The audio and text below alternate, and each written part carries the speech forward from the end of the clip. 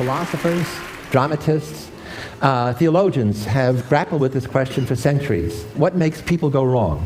Interestingly, I asked this question when I was a little kid. When I was a kid growing up in the South Bronx, inner city ghetto in New York, I was surrounded by evil, as all kids are who grow up in a city.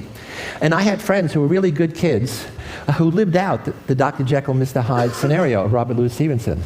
That is, they took drugs, got in trouble, went to jail, some got killed, and some did it without drug assistance.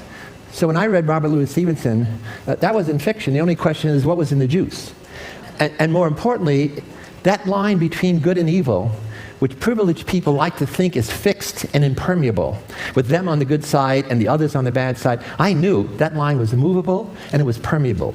Good people could be seduced across that line, and under some rare circumstances, bad kids could recover with help, with reform, with rehabilitation.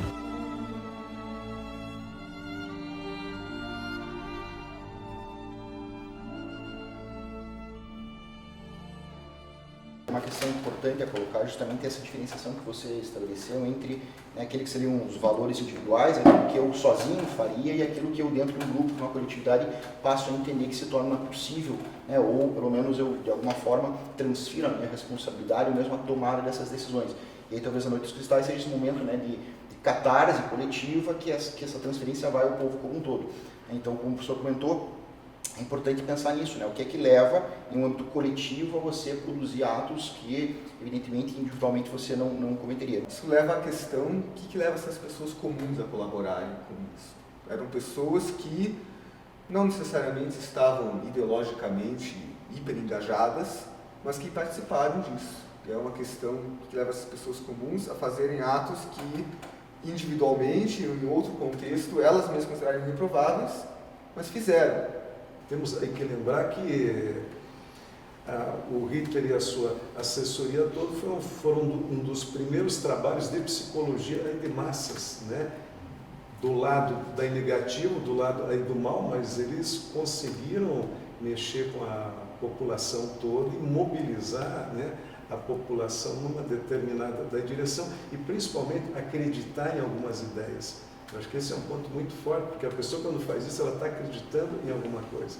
E é interessante também perceber como toda essa construção que foi dita não foi de um momento para o outro, ela foi sendo maturada ao longo ali de anos, ela vai em alguma medida tirando da figura do judeu e depois dos outros perseguidos pelo regime nazista esse aspecto humano. Então, quer dizer, as minhas ações, elas não são contra outras pessoas, os outros são os que estão comigo, as outras pessoas, esses contra quem estamos perpetrando essas violências, eles não são vistos em um caráter de igualdade, em caráter de isonomia para comigo. Essa questão, primeiro, da desindividualização, que tem a ver com a questão da responsabilidade, não sou mais eu, é o grupo, e o grupo tem alguém que está em algum lugar que está dando conta disso. Agora, quando você vai pensar um pouquinho na questão da desumanização, esse é um ponto muito delicado. Acho que é um dos pontos chaves aí da pessoa poder ultrapassar daí limites, é deixar de ver o outro como ser humano. Essa formação do nós, do eles, é que é primordial aqui. Já o Freud, na psicologia de massa e análise do eu, já colocava que quanto mais há esse amor fraterno interno ao grupo, as tensões internas que naturalmente surgiriam têm que ser deslocadas para fora. Então, quanto mais o grupo ama-se a si mesmo, uns aos outros, precisam odiar aquele que não é do grupo. E vai tornando uma outra categoria, até se tornar não humano, algo que, portanto, não faz parte das mesmas regras.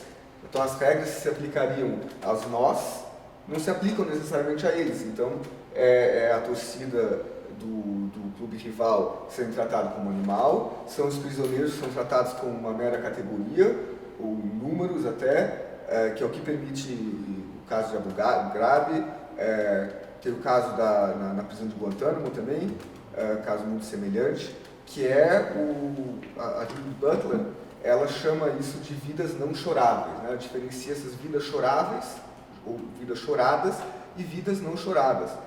As vidas choradas são aquelas das quais a gente faz o luto, que quando se perde, a gente fica enlutado, ou seja, são vidas que a gente considera como semelhantes. E a vida que não é chorável é aquela vida que já está tão desvalorizada quando em vida, que quando essa vida é violentamente encerrada, não há luto. E, portanto, também não há nenhuma barreira que me impeça de terminar essa vida, ou de humilhar essa vida, porque não vai haver luto, não vai haver choro, né? Obviamente, ele falou um pouquinho do efeito Lúcifer, aqui eu trabalho aí do Zimbardo, né? Ele fala como pessoas boas se tornam más. Ele estuda exatamente esse processo de transformação. Mas uma coisa bem concreta próxima aí da gente foi um jogo Atlético e Vasco em Joinville. Não sei se você lembra, né? Ou se você lembra também aqui. Então foi um jogo que teve uma briga muito grande durante o jogo e as torcidas entraram em confronto. Nós tivemos cenas assim absurdas de gente aí desmaiada aí no chão, a pessoa com um pedaço aí de ferro batendo em quem já estava aí desmaiado, né? Coisas assim. E dentre as pessoas aí que participaram, pelo menos os que eram no clube aqui aí de Curitiba, que foram identificadas e processadas, tinham pessoas, inclusive pessoas com vida pública em Curitiba, né, em mandatos públicos, estavam lá daí participando aí da briga. E foi muito interessante porque nesse estudo a gente teve acesso ao processo, né, e fomos vendo assim como é que os torcedores do Vasco e os do Atlético se referiam uns aos outros. Então tinham expressões como aqueles cachorros, aquelas não tinha em momento nenhum falando sobre pessoas, né? Então assim, essa coisificação mesmo aí do outro, porque isso permite que eu ultrapasse o limite. Confusão na arquibancada. Olha aí, ó. Jogadores torcedor sendo massacrado ali na arquibancada. Uma coisa terrível, terrível. Terrível que nós estamos presenciando na Arena Joinville. Olha o que está acontecendo.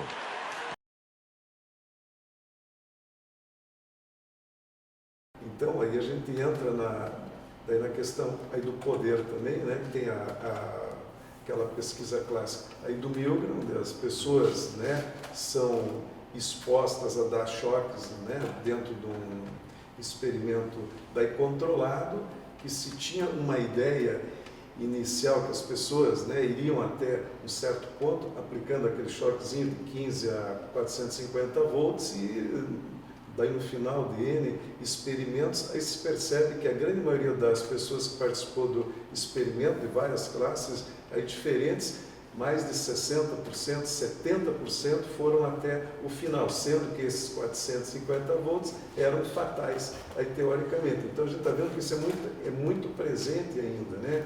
E experimentos aí similares voltam a ser feitos e a gente chega com índices muito próximos. Então assim, a gente chega bem nisso que a gente falou, assim, o meio, né? O efeito que o meio tem sobre o comportamento do indivíduo. Então, o meio acaba sendo responsável, e por isso, em grande parte. We must continue. Go on, please. You're going to keep giving what, 450 volts every shot now? That's correct. Continue. The next word is white. White, 450 volts. Next one is short. Sentence, movie, spurt, time. All right, excuse me, teacher. We'll have to discontinue the experiment. I'd like to ask you a few questions, if I may. How do you feel, by the way? I feel all right, but I don't like what's happened. That I followed him there. He's been howling, and we had to keep giving him shocks. I didn't like that one bit. I mean, he wanted to get out, and he just kept going, kept throwing 450 volts. I didn't like that. He wouldn't even look at that gentleman. Well, who was actually pushing the switch? I was. But he kept insisting. I told him no, but he said, "It's got to keep going." I told him it's time we stopped when we got up to 195, 210 volts. Well, why didn't you just stop? He wouldn't let me. I wanted to stop. No campo da sociologia, é interessante perceber justamente as teorias do aprendizado social, né? Quer dizer, a despeito de sermos, né, seres com uma consciência individual, uma visão própria cada um do mundo, a gente também ao mesmo tempo é inserido num grupo societal, e esse grupo evidentemente interfere diretamente na nossa forma de, não só de compreensão do mundo, mas de ação no mundo. E talvez haja uma necessidade humana de se sentir pertencente a uma certa coletividade, inserido nessa coletividade. E me parece, portanto, que essa configuração social vai criando expectativas comportamentais ou papéis sociais que a gente se sente pressionado em alguma medida a cumprir, a interpretar, porque ao interpretar esses papéis a gente se insere dentro daquilo que é esperado. Quando um sistema começa a construir um papel que demanda condutas, né, de exclusão, de agressão contra outros para reforçar esse próprio papel, a gente vê esse sistema se construir justamente de uma forma bastante perigosa. Há uma tendência, que também é contextual, de não desobedecer. Né? E a obediência aqui, não estou entendendo a obediência, simplesmente a obediência é uma ordem expressa de um líder. A obediência pode ser o sistema, pode ser o grupo, e o porquê das pessoas obedecerem tanto essa ânsia por obedecer, parece quase uma vontade de obedecer, é uma questão que se coloca faz muito tempo. A gente tem o Etienne de la Boétie, no século XVI, escrevendo o discurso da servidão voluntária, onde ele critica justamente, ele se questiona por que as pessoas obedecem. E assim como a gente vê nos sistemas como no caso do nazismo, há uma questão que já é colocada lá no século XVI, que o poder ele se estrutura, de certa forma, de forma piramidal. Então não é uma obediência unicamente a um líder. Cria-se um sistema que vai aumentando, você tem sublíderes e que ao mesmo tempo permite que todo mundo se sinta com poder e ao mesmo tempo se sinta a necessidade de obedecer, já nem sabendo ao certo a quem exatamente está obedecendo, mas está obedecendo. A divergência implica enfrentamento, implica assumir responsabilidades, confrontar, né? E não são todas as pessoas que estão dispostas a isso. Quem acredita em alguma coisa efetivamente, briga daí por ela, são muito poucos hoje, né? Tanto é que as manipulações aí de massa, elas tendem sempre a fazer o quê? William Reich foi que escreve um livro chamado Psicologia de Massas aí do Fascismo, que faz uma análise aí do Hitler, aí do nazismo, né, dessa ascensão toda. Ele fala muito nessa castração aí das pessoas, né, porque o animal castrado ele se torna dócil e manipulável.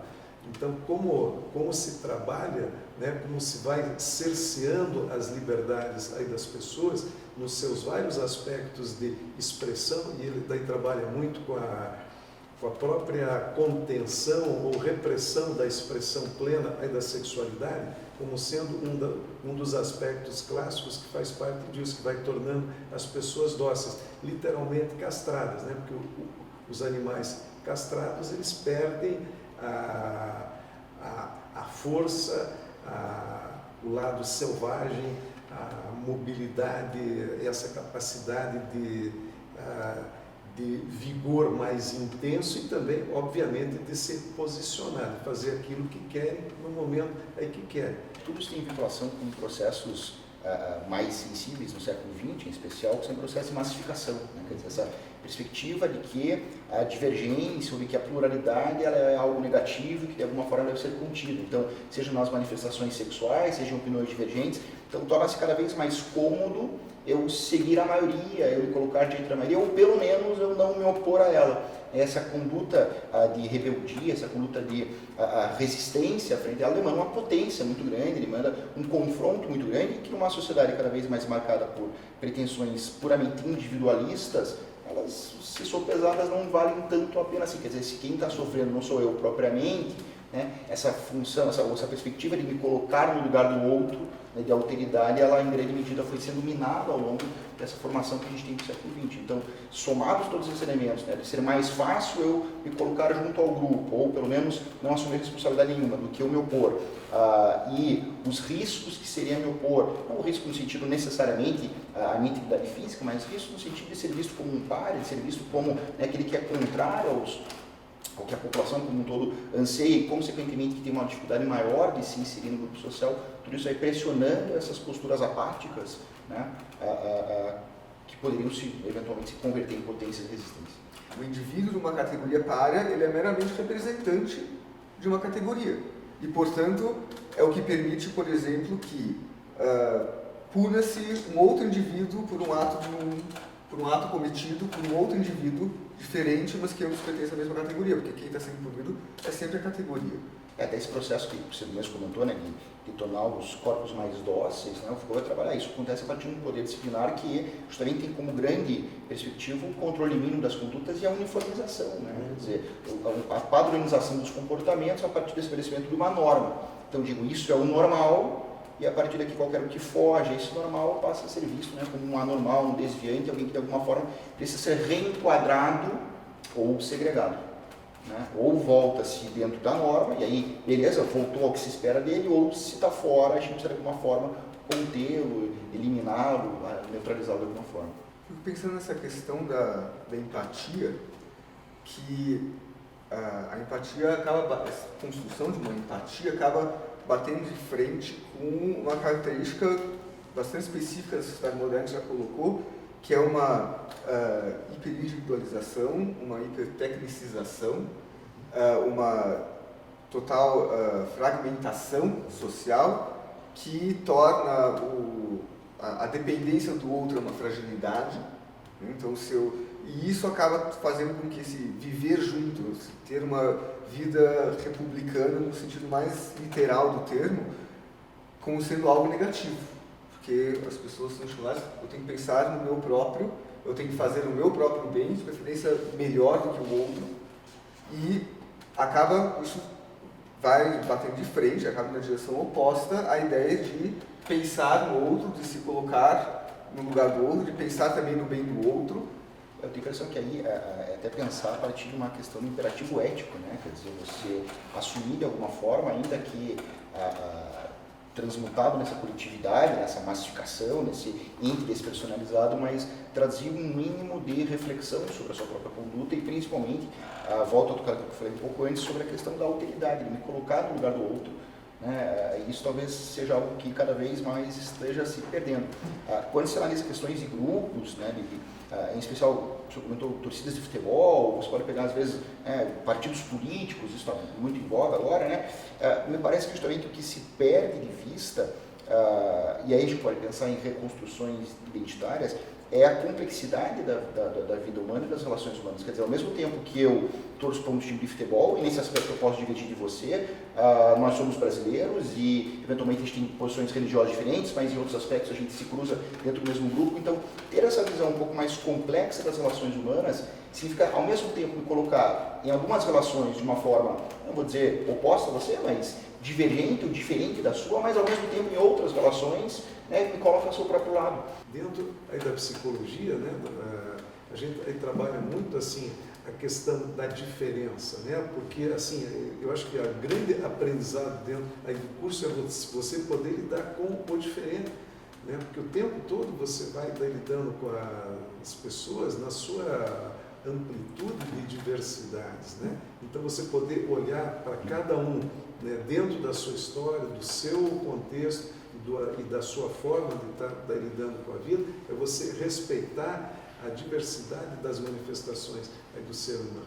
Isso faz com que a gente possa compreender melhor o outro também e a gente não caia nessas armadilhas daí que a gente enxerga, de eu poder estar separando, rotulando, né, e descaracterizando o ser humano, tirando a humanidade aí das pessoas. A gente pode pensar em duas questões, né? Você colocou como pensar em mudar isso, né?